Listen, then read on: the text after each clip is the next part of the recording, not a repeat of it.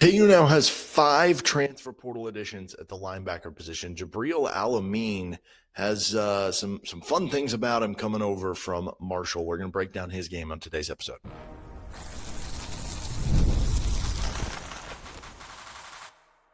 You are Locked On Jayhawks, your daily podcast on the Kansas Jayhawks. Part of the Locked On Podcast Network, your team every day.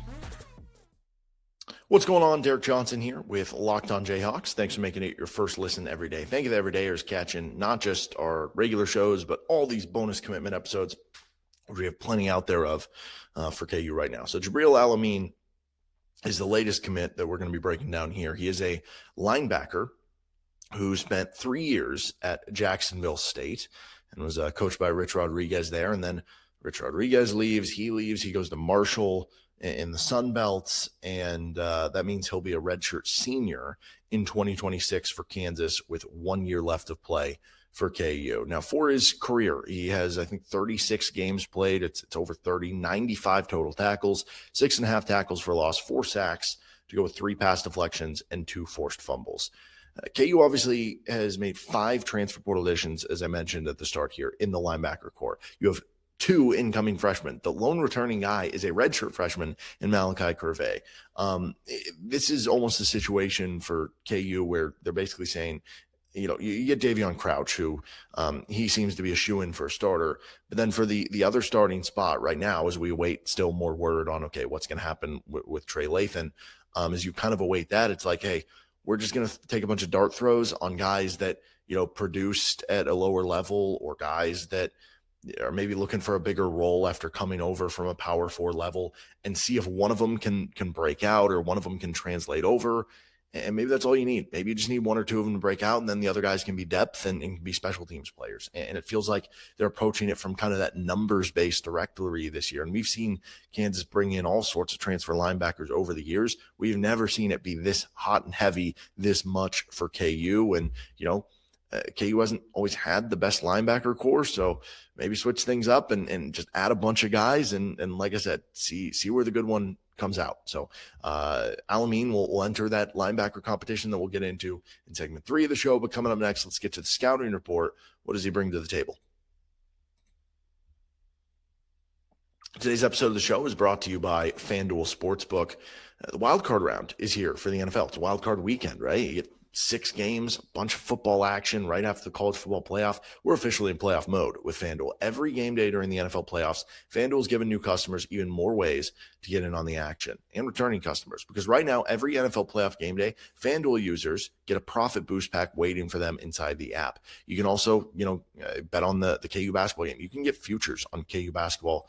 If you think they can make the Final Four plus 800 to do that, you want to pick one of the teams who's undefeated right now to finish undefeated. Like, you can get Arizona to finish undefeated at plus 1,400. You can get Iowa State to have an undefeated Big 12 regular season. That nobody's going to do that in the Big 12, but that's plus 1,280 if you want to defy the odds, so to speak, right?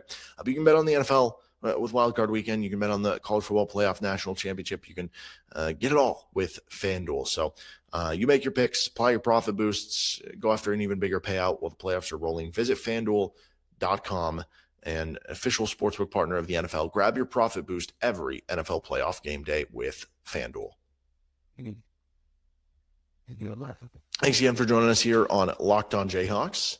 Don't forget you can check out our Everydayer Club, where you can get an ad-free version of the audio side of the podcast and join our Discord server as well. All right, who is Jibreel? And I don't know if it's Jibreel or Jibreel, but Jibreel Al-Amin. He is a 6'3", 215-pound linebacker. Now, it is interesting. I guess he adds to we've talked a lot about the KU has added a lot of large humans, and he becomes a little bit a part of that with the 6'3" frame, right?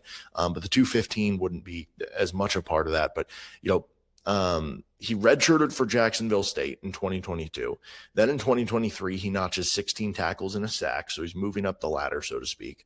2024, he helps them win a Conference USA championship. He has 23 tackles and a forced fumble, and he was kind of coming on as the season went on. He actually started in the conference championship game and in the team's bowl appearance. So he was coming on as the season went on. And then obviously Rich Rodriguez takes the West Virginia job. He transfers away and goes to Marshall. And as part of the Thundering Herd in the Sun Belt, he has his most productive season, 56 tackles, 5.5 tackles for loss, 3 sacks, 3 pass deflections, and a forced fumble in the 12 games that he played. His biggest game of the year came against Georgia State, in which he had 10 tackles with half a sack and a forced fumble. And the Pro Football Focus grades are fine. There's, 63.2 in 2024 at Jacksonville State. That came in 197 snaps. It was a 63.5 PFF grade at Marshall in 517 snaps. And that was good for 34th of 53 qualified Sun Belt linebackers. But for his career, you look at some of the under the hood numbers, 13.3% missed tackle rate, which kind of the number I've been using has been referencing guys like Cornell Wheeler and Rich Miller, who have been around that 13, 14, 15% missed tackle rate. So 13.3 that plays for Al-Amin. Obviously, question of how that jumps up in competition, but as it is, that plays. Interestingly enough, when you see 6'3", 215 as the linebacker, you almost think, okay, like you would almost generalize that a linebacker who's like 240 is going to be good against the run, but struggle against the coverage, like in general, right? More of a plugger, right? 240, 250 linebacker. Then you would think of more your linebacker who's 210, 215, 220 would be extra speedy, extra athletic, good against the coverage, but struggle more against the run. Well, that's actually not the case here. He has struggled most in coverage, according to Pro Football Focus. He has just a 51.9 coverage grade in 2025. And for his career, he has given up an 83.7% completion rate. So very high when teams have targeted him. He has given up 12.2 yards per target and a 133 NFL passer rating against. So that is a bit concerning in coverage, but the run game has actually been solid for him. And because KU has all these linebackers they've added, they can kind of afford to pick and choose, hey, this linebacker is playing this role. This linebacker is coming in on this down. This linebacker is coming in when we need him to be in coverage or need him to be against the run.